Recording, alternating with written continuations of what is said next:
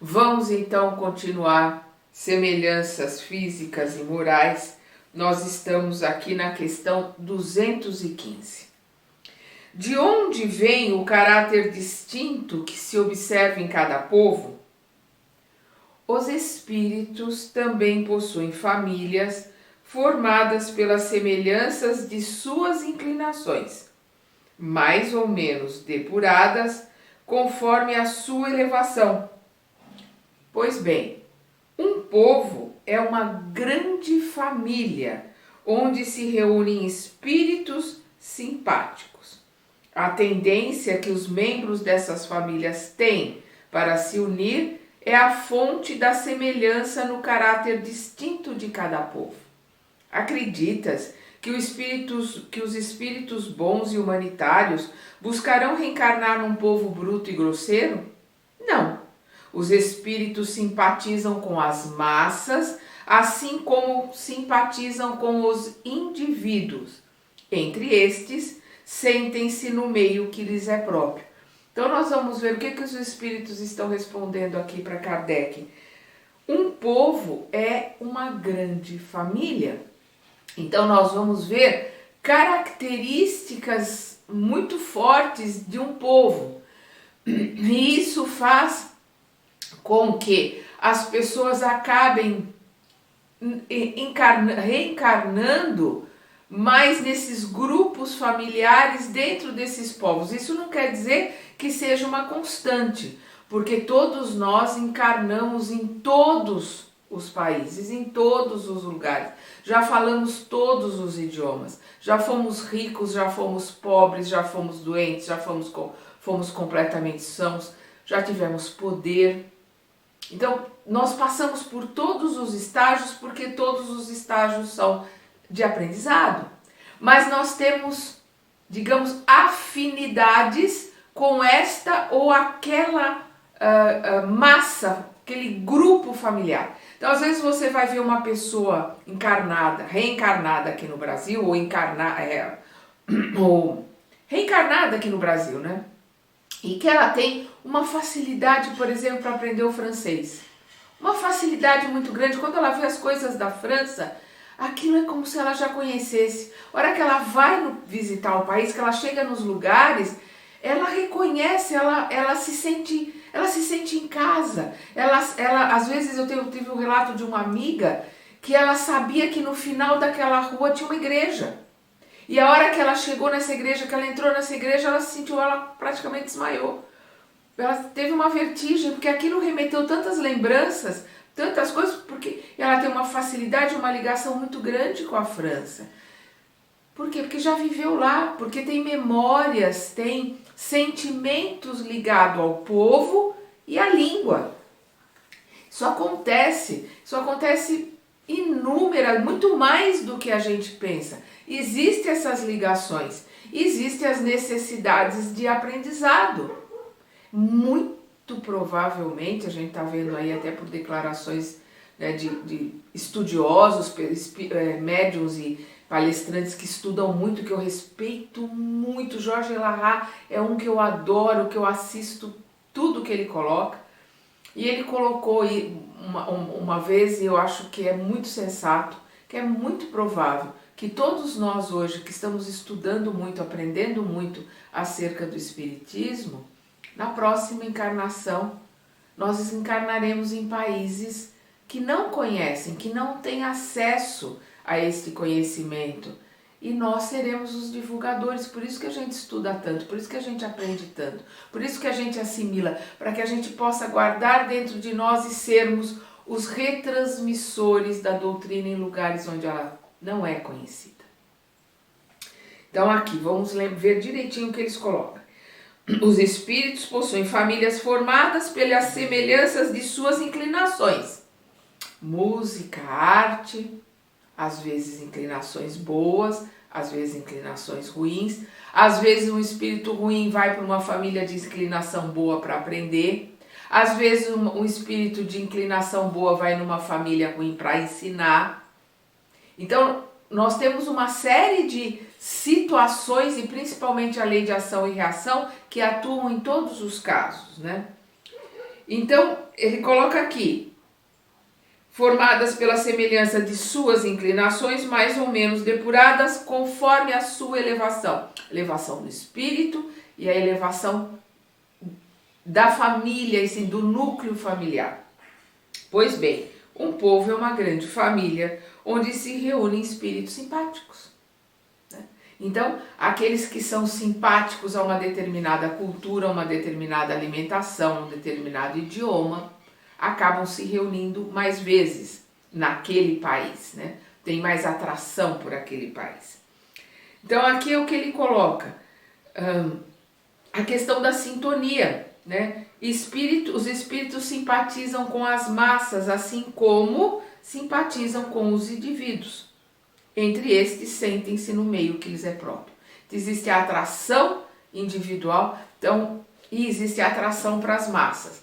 A atração pode ser muito forte ali para uma determinada região, mas a lei de ação e reação vai ter uma atração maior para um acerto de contas, ou para uma lapidação, para uma prova muito forte, ou para uma expiação com uma família ou com alguém em um outro país. Ele vai, realiza aquilo, acertou suas contas, ele vai poder voltar a encarnar naquele país que ele tem tanto amor ou que ele tem tanta simpatia. Essas questões de sintonia acontecem em todos os casos, né? em todas as faixas de elevação. O homem conserva em suas existências os traços do caráter moral de suas existências anteriores. Olha que interessante o que ele está colocando. Já que tem essa simpatia, já que nós somos herdeiros de nós mesmos, já que nós levamos aquilo que nós aprendemos, os caracteres morais, eles continuam nos acompanhando na nova reencarnação? Olha o que os espíritos colocam. Sim, é óbvio que sim, que aquilo que nós aprendemos de verdade, nós não perdemos jamais. Vai ficar conosco e vai nos acompanhar. Então, é o que ele coloca aqui. Sim, isto pode acontecer, mas ao tornar-se melhor, ele muda. O que ele está colocando? Aquilo que nós aprendemos de bom, que nós aprendemos que nos elevou, que nos ascendeu, né, fez com que a gente fizesse uma ascensão, nós subíssemos no patamar, ninguém tira, é nosso, aquilo vai nos acompanhar pela eternidade.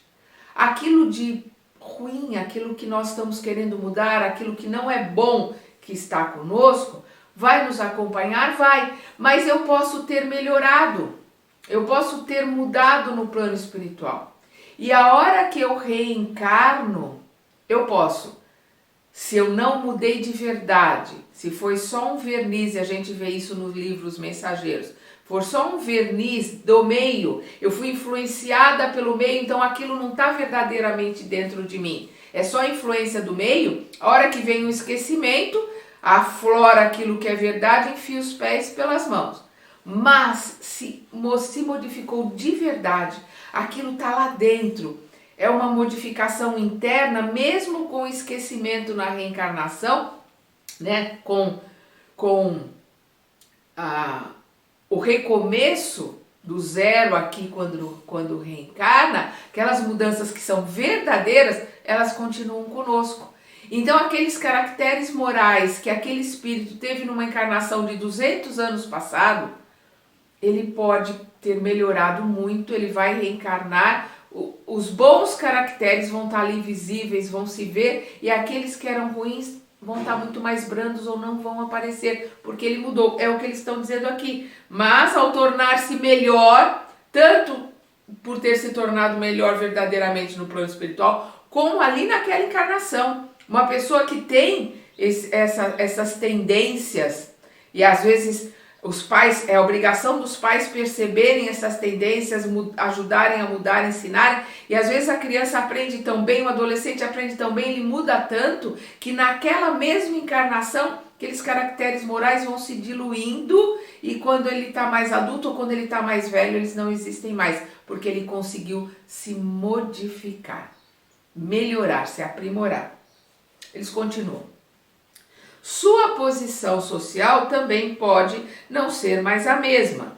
Se de senhor ele passa a ser escravo, seus gostos serão totalmente diferentes e tereis dificuldades em reconhecê-lo.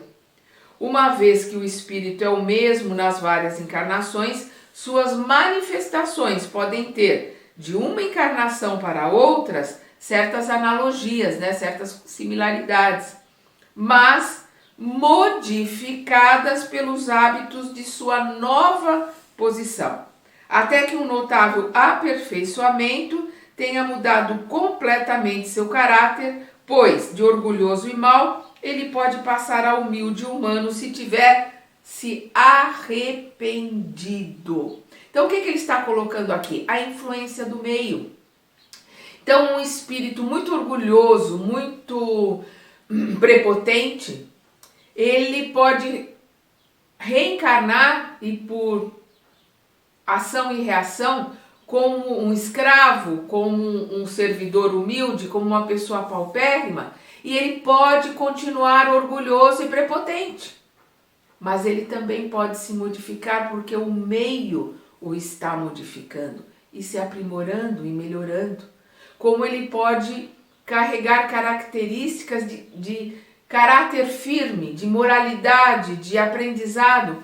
Um exemplo disso, nós vamos ver o senador Públio Lentulus Cornélius, que é o nosso querido Emmanuel, né, contando a vida dele como Públio Lentulus no livro Há 2000 anos, nós vamos ver um homem orgulhoso, vaidoso, prepotente, que no final da vida já se modificou, já se melhorou, já estava aprendendo e buscando o cristianismo, já desencarna numa condição cego, numa condição mais difícil e espiritualmente melhorado.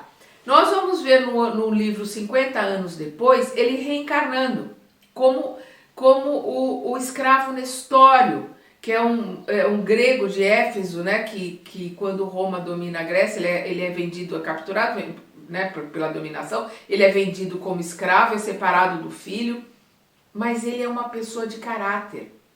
Ele é um grego que tem uma facilidade, que tem uma cultura, um conhecimento da história romana absurda.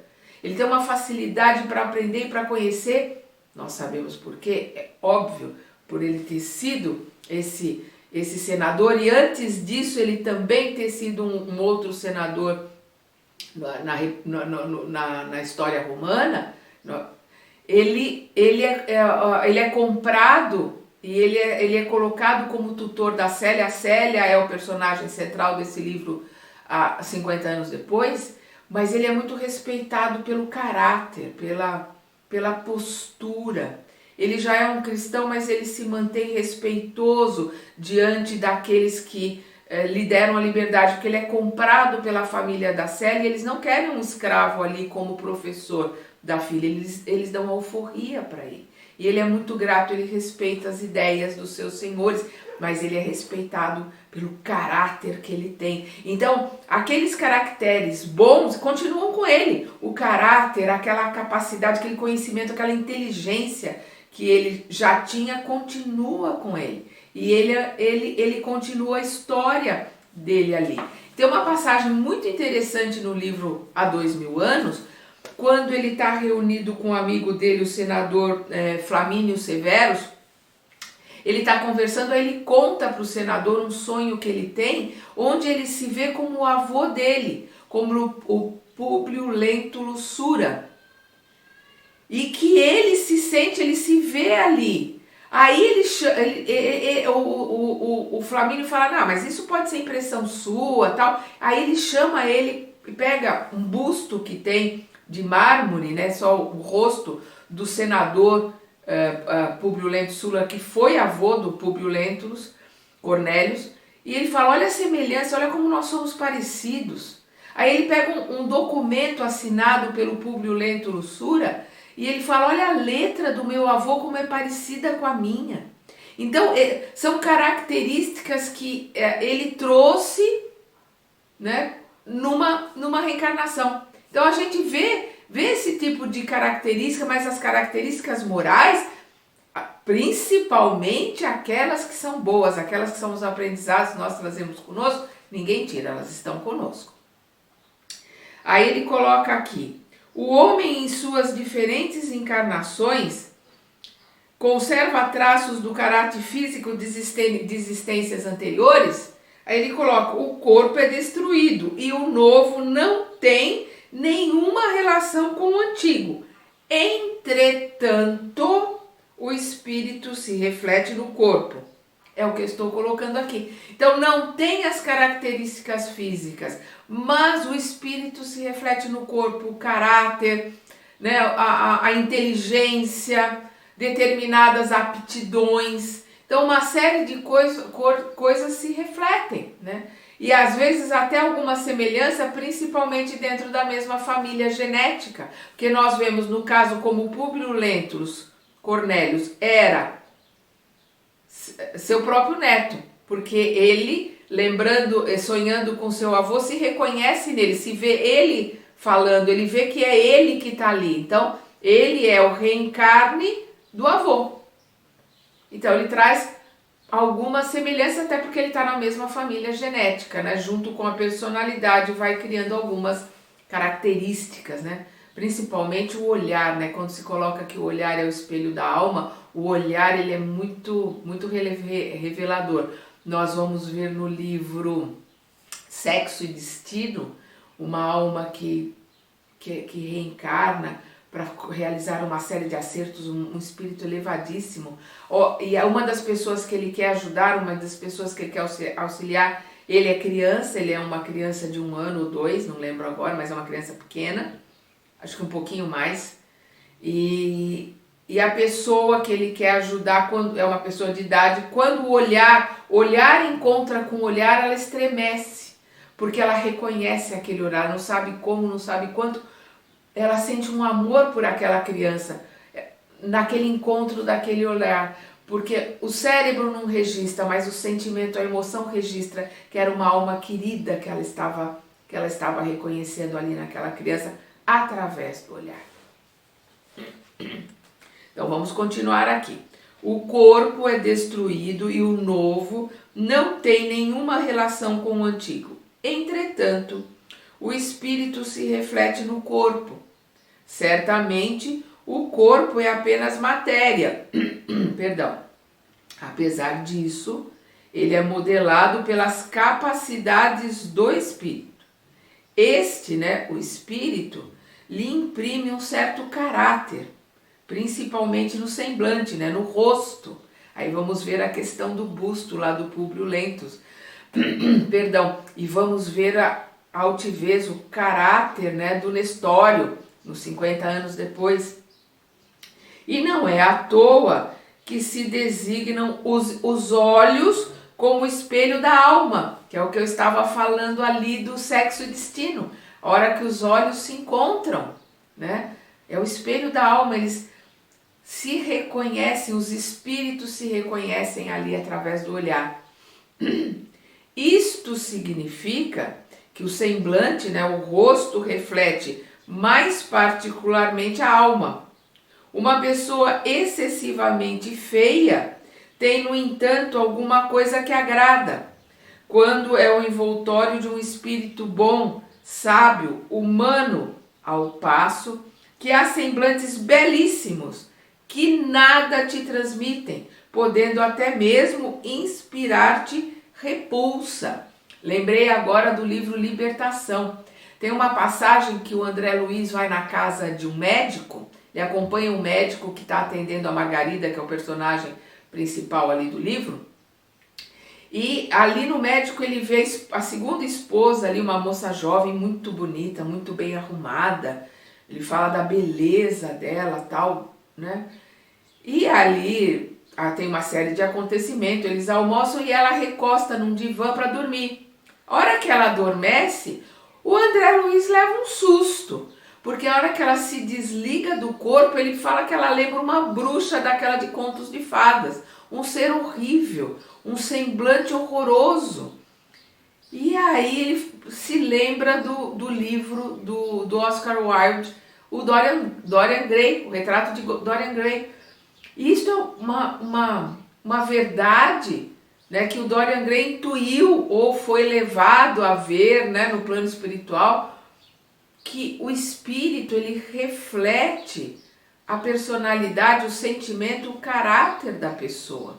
Então, embora naquela encarnação seja um corpo muito bonito, o espírito que está ali é um espírito extremamente trevoso, um espírito ligado com as regiões mais baixas, né, da crosta, com as regiões do abismo, um espírito completamente deformado. Por isso que ele diz que lembra as bruxas do conto de fadas.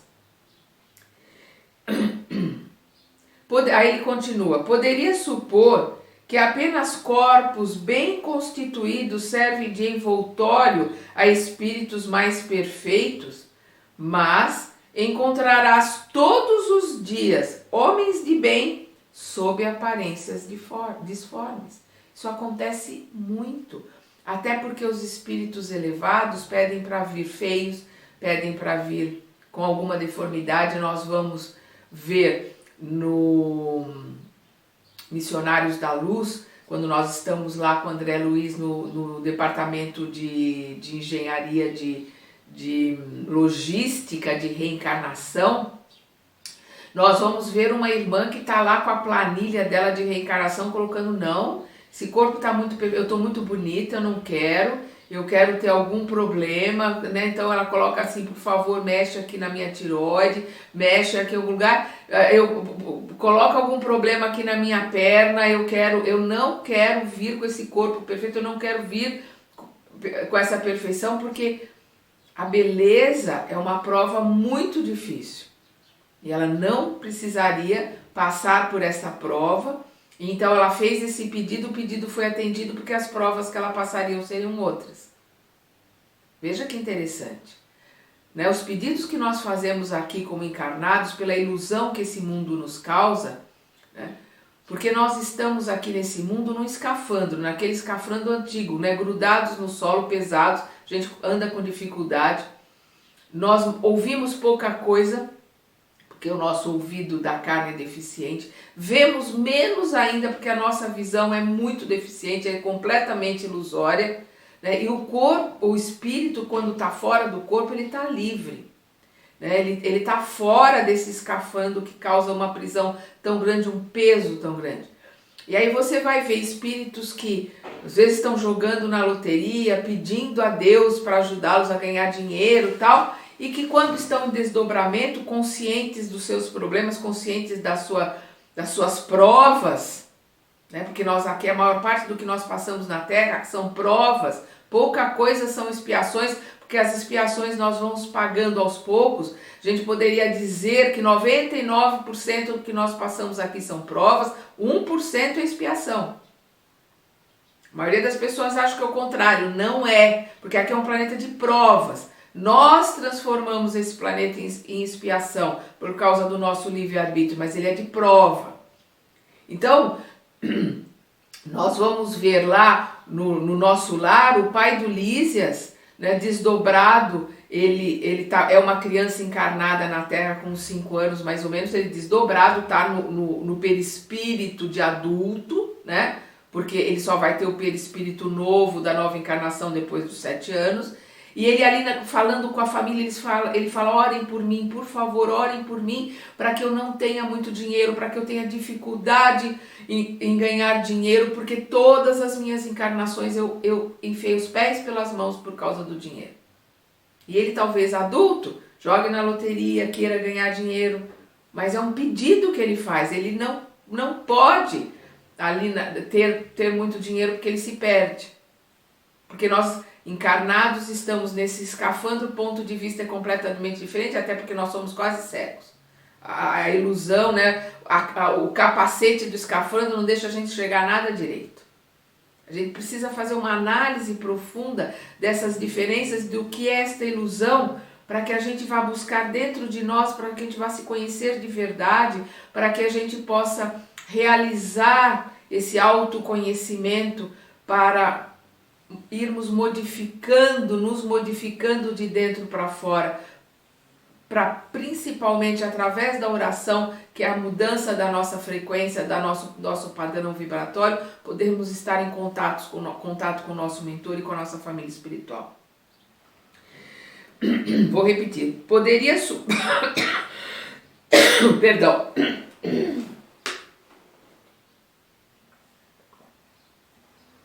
Poderia supor que apenas corpos bem constituídos servem de envoltório a espíritos mais perfeitos, mas encontrarás todos os dias homens de bem sob aparências disformes. Mesmo sem ter uma semelhança acentuada, a similitude de gostos e inclinações podem compor, portanto, o que se chama um ar familiar. Então, a aparência, ela é só mais uma ilusão.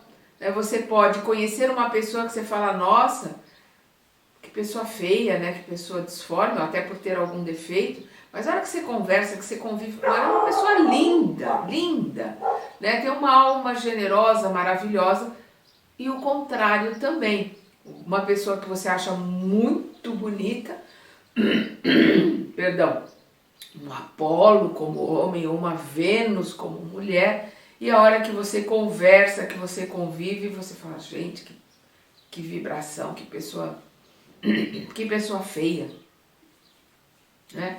Tem um filme que expressa muito bem isso, né, que é o Amor é Cego, que realmente, quando ele começa, é uma ficção, mas tem sempre esse fundinho de verdade. Quando ele começa a ver as pessoas como elas realmente são, ele vê uma mulher linda como uma mulher horrorosa, porque é como ela realmente é. Lembrando esse caso do livro Libertação. Uma menina que está toda deformada porque foi queimada, ele vê ela linda, maravilhosa, parecendo um anjinho barroco, porque ele está vendo o espírito, não estava vendo a forma física. É interessante. Tem sempre tem fundos de verdades nessas histórias, nessas ficções que nos remetem a reflexões.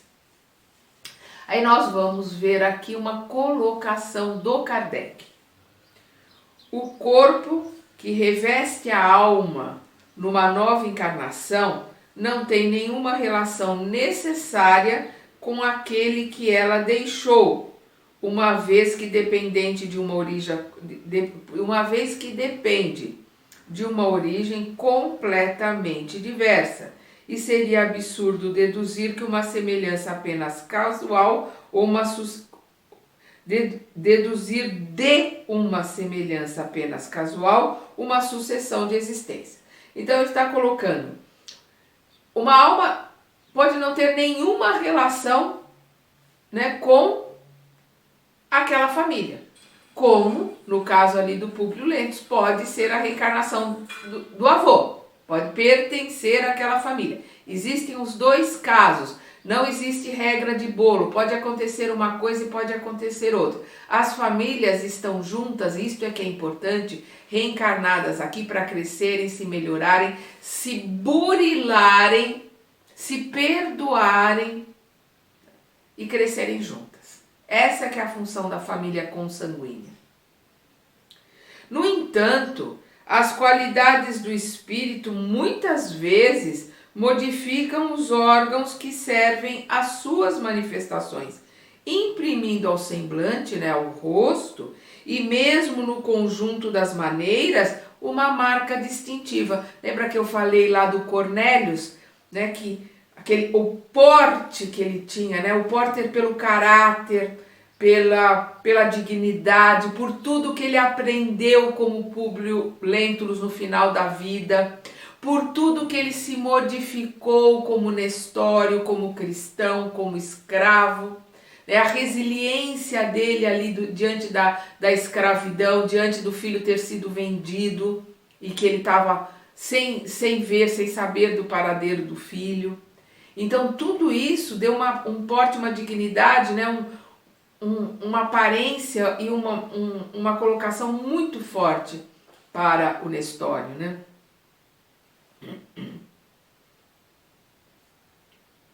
Assim é possível encontrar sob o envoltório mais humilde uma expressão de grandeza e dignidade, ao passo que sobre o fraque do grande senhor vê-se algumas vezes uma expressão da baixeza e da ignomínia, da desonra. Então nós vemos assim no porte, um senador, de um deputado, de um presidente, de um pastor, de um rabino, de um padre, de um bispo, nós vemos características, posições e situações desonrosas, que ele coloca aqui, né? De ignomínia. E vemos em pessoas humildes, muito simples, às vezes ignorantes na nossa cultura atual, porque não sabem ler, não sabem escrever, mas portadoras de uma sabedoria, portadoras são pessoas de um espírito elevadíssimo. Nós vamos ver Chico Xavier, estudou até o 4º ano, o resto ele foi autodidata, uma figura física muito simples, muito humilde e feio, mas uma alma linda. Como a gente olha para o Chico, não pode achar ele feio, mesmo de peruca, não pode achar ele feio, não tem como, porque é uma alma linda, de uma humildade, de uma sublimidade, de uma luz fantástica, né? Porque a gente vê o que tem refletido de dentro dele. Quanto pessoas às vezes lindíssimas, a gente dá até um passo atrás. Certas pessoas, saídas da mais baixa posição, adquirem sem esforços os costumes, né, os hábitos e as maneiras da alta sociedade. Parece que elas reencontram nesse meio o seu elemento, enquanto outras, apesar de seu nascimento, né, e de sua educação, apesar do berço ali em que nasceram, um berço esplêndido, né, da educação que estão recebendo ali ou que receberam, ali naquela situação, estão sempre deslocados.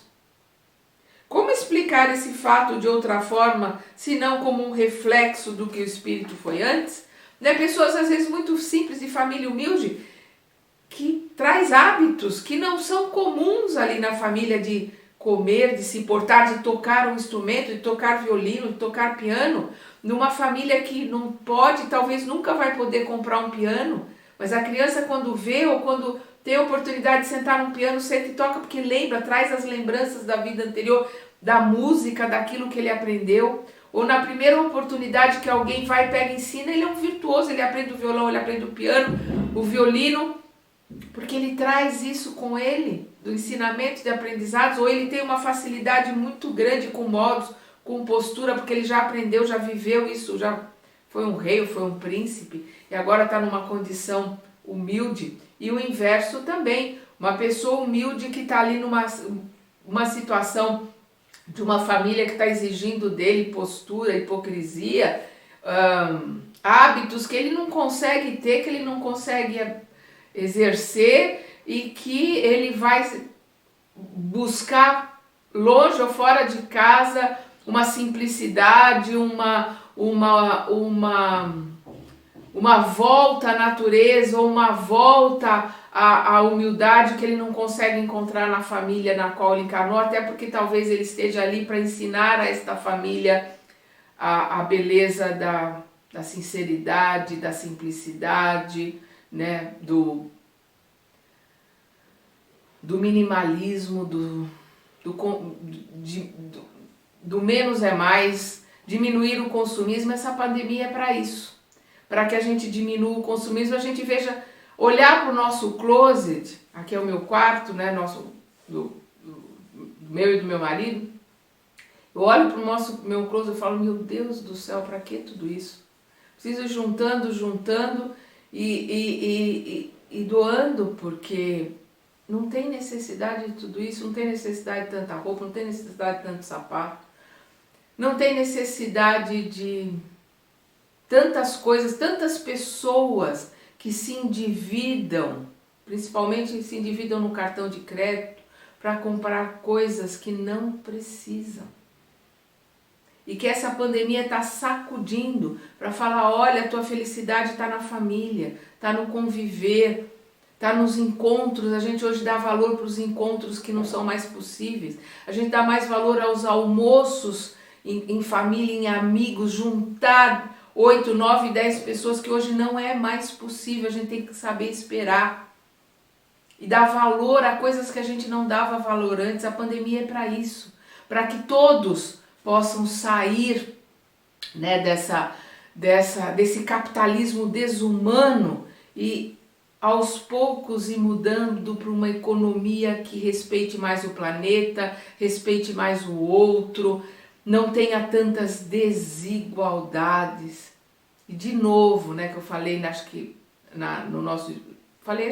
nesse mesmo estudo aqui, o quanto eu gosto do Jorge Larracanto, que é um palestrante de Rondônia com uma cultura, um ser humano assim que a gente vê pelas palestras dele, maravilhoso, uma cultura que eu fico ali como aprendiz, me maravilhando. Ele deu uma palestra e ele falou uma coisa maravilhosa, que a gente fica esperando que venha espíritos, né, de outros planetas, que reencarnem, espírito cristal, espírito isso, espírito aquilo, para nos ensinar. Quem sabe se esses nossos irmãos que estão sofrendo tanto com a Covid, que estão em coma às vezes 30, 40, 50, 60 dias, a hora que eles voltam completamente renovados.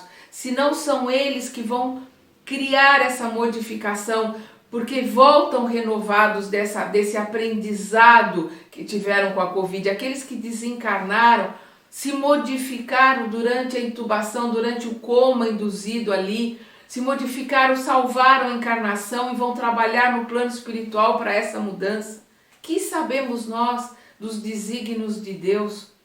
Nós estamos esperando milhões de espíritos para mudar, e quem sabe esses milhões de espíritos que vão fazer esta mudança não são esses que estão se recuperando da Covid e que foram chacoalhados pela doença, pelo sofrimento, pelo coma, e vão fazer a diferença daqui para frente? Quem sabe?